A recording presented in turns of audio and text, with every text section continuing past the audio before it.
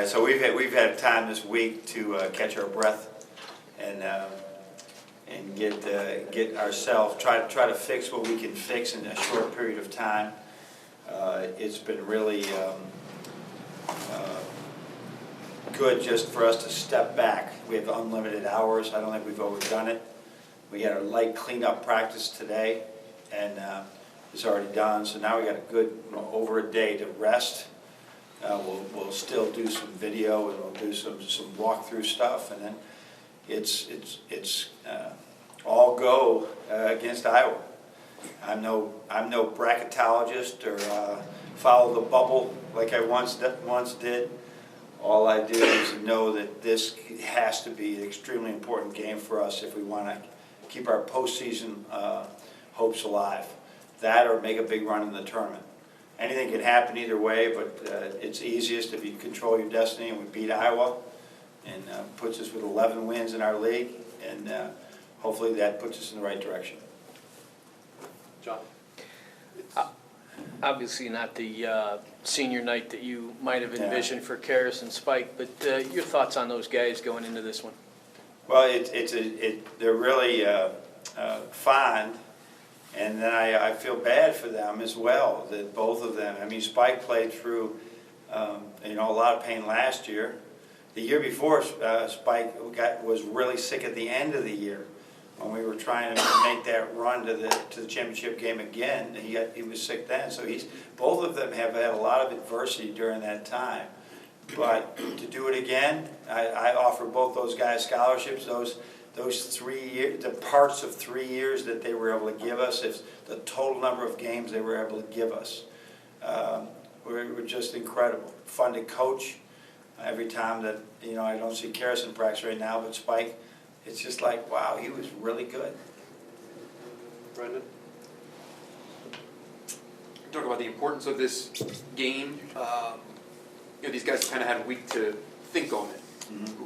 Where do you kind of put them in terms of maybe not overthinking it, balancing it, but still playing with a sense of urgency? Yeah. I mean, every day that we get to practice, we're getting better. With this particular group, for whatever reasons, the learning curve is very slow, and so having extra time should help, but it doesn't mean, what Iowa does with really a veteran team, and it's going to be tough to stop them.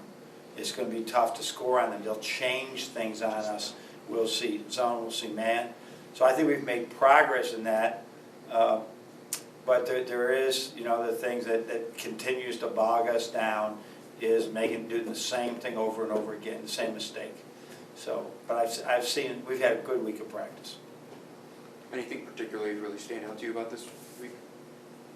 I think our attitude has really been good all week. They know what's at stake, and the 2 days we really did, the Wednesday, Thursday, where we really practiced hard. We went over 2 hours. We just were into it. They didn't back down. They did a great job. Matt?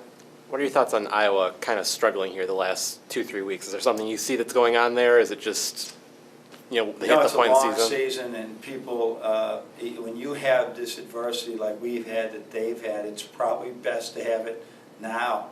I mean, really, you see teams that will just have troubles at the end of the season, and all of a sudden March comes in one game, and they can go on a run.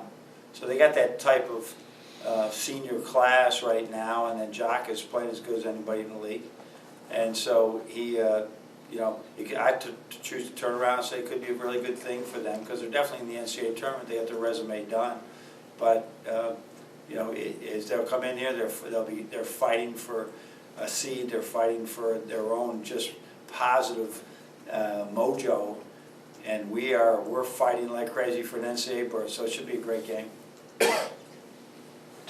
Talked about leadership, and as it's gone forward, you're talking about the bracketology and the importance of this game stuff. Are they talking about it? Do you hear them? Yeah. I mean, is that something? I wouldn't know that. I mean, I try to when we're off the court. I try not to talk to them about basketball that much. You know what I mean? It's just. I mean, in meetings, are you guys putting it on the board? Here's. No, I haven't done that. They know, but I've talked to them about the Wisconsin game. Earlier I said we got 4 games left or whatever.